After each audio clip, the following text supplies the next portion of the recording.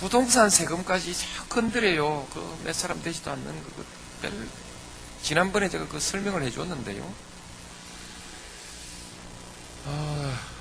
91년에 1조 8천억 원 주고 무슨 엄마 아파트인가 강남에 무슨 아파트를 사가지고 그것을 11조에 팔아서 9억을 남긴 사람에게 양도소득세가 얼마 나옵니까? 얼마 나오겠습니까? 그럼요. 역시 공부, 역시 이 자리에 오실 자격이 있는 분입니다. 6,800만 원입니다.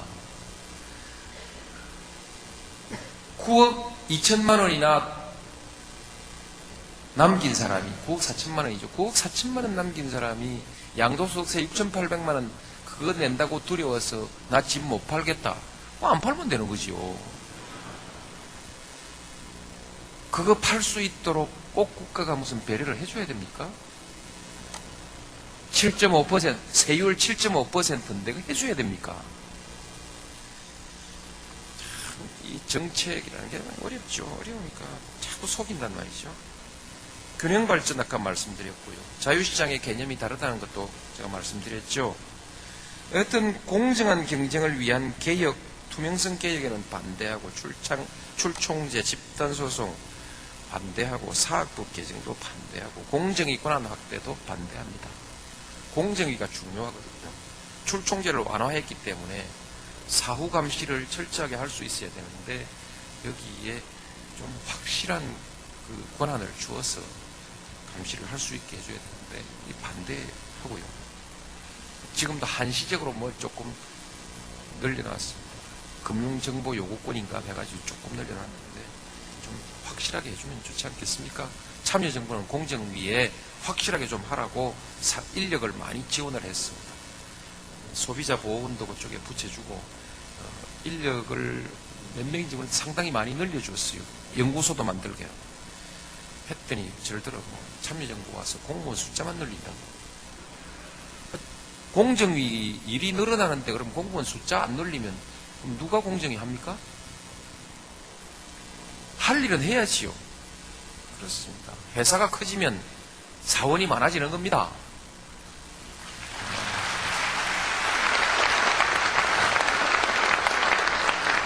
배신 이후 공무원 남는 곳의 공무원들 빈둥거리지 못하게 확실하게 조직 진단하는 그 수준 있는 그 연구와 기법 개발을 행정자치부에 지시해 놓고 있어서 앞으로 그런 것을 하게 될 것입니다. 필요한 구조조정은 근거를 가지고 해야 하는 것이고 교육훈련과 배치 전환 이런 것으로 갑니다. 서울시장이 그 공무원 출연액이 하니까 또 그게 아주 좋은 정책인 것처럼 한때 후끈했는데 그 보면서 제가 바로 메모해가지고 정부는 하지 마라 이렇게 메모를 보냈어요.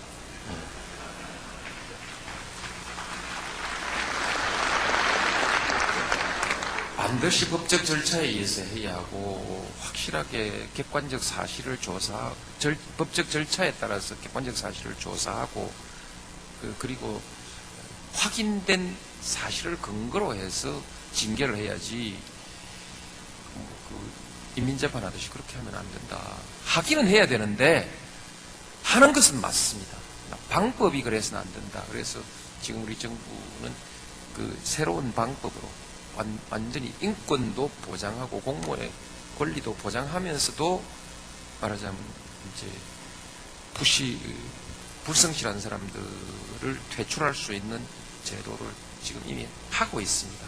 조용히 하고 있습니다.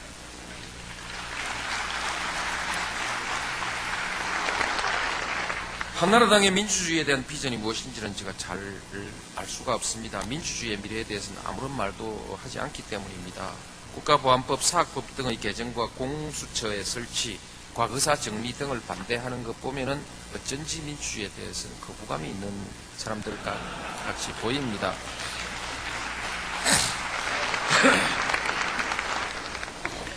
참여정부 못 들어 무능하다 얘기를 자꾸 요즘 하고 있습니다만 그 말이 나오기 이전에 그 사람들이 했던 얘기를 가만 생각해 보십시오.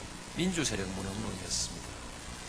지금 참여정부 무능론이라는 것은 민주세력을 싸잡아서 비하하기 위한 그 전술이지요. 책략입니다. 그러면서 무능보다는 부패가 낫다 이런 말을 합니다. 그래서 제가 생각해 보니까 이런 망발이 어디 있느냐. 그런 생각을 하는 사람은 부패하고 무능한 정부를 만들 것이다. 이렇게 생각합니다.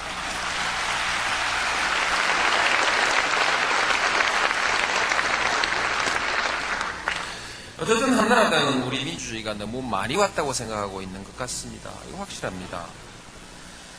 정치를 개혁하겠다는 공약도 없습니다. 정말 우리 정치에 개혁할 일이 없습니까? 참여정부가 다 해결해버려서 너무 많이 와버려서 돌아가자는 얘기인가? 그렇습니다. 공천헌금 예방을 위한 정책은 한나라당이 내놔야지요. 자기들이 저질렀으니까.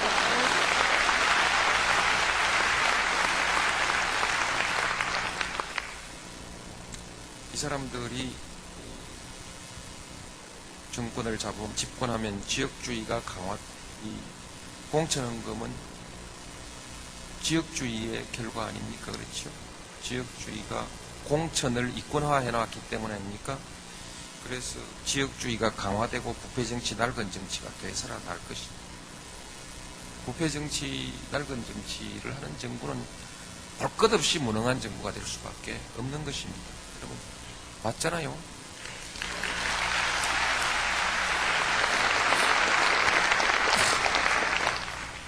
일부 언론과 한 통속이 되어 있습니다. 어제 한나라당 원내대표는 노정권이 언론과 싸움을 벌여서 친노 세력을 결집하고 있다. 이렇게 논평했습니다. 이것은 며칠 전에 조선일보 일면 머릿기사 제목 그대로입니다.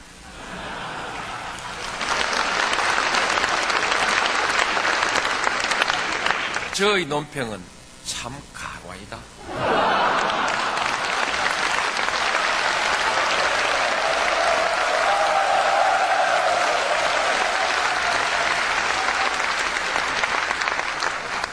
반대로 한나라당이 한마디 하면 그대로 신문 제목이 되는 경우도 부지기수입니다. 물론 일부 언론의 일입니다. 후보들이 화끈하게 언론의 역성을 들고 나왔습니다.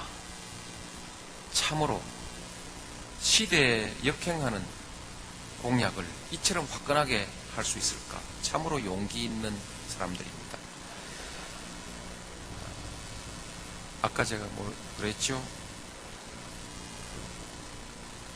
모르면 용기가 있다 했던가? 하여튼 뭐 예? 예? 아, 무식한 사람은 용감하다. 예, 무식한 사람은 용감하다. 정말 한나라당이 집권하면 우리 언론에는 어떤 일이 일어날까? 눈을 감으면 항상 눈에 선한데 저는 이것은 눈을 감지 않아도 눈에 선합니다.